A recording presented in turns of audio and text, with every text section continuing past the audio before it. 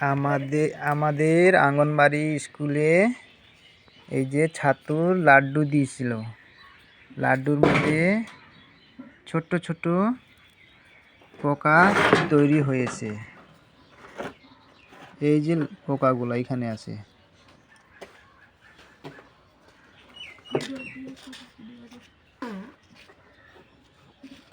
এই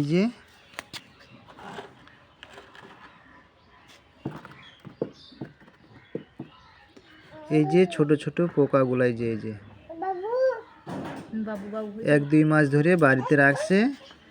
ওরা ভাবছিল বাড়িতে খাবো, খাইতে পারে নাই। লাস্টে আমি কি করছে, বাড়িতে দিয়ে বেড়াইছে। এই যে লাড্ডুগুলো, এই যে লাড্ডুগুলা পোকা লাগছে, ছোট ছোট পোকা অনেক ধরনের। এই যে পোকাগুলো, এই যে পোকাগুলা, এই যে পোকা,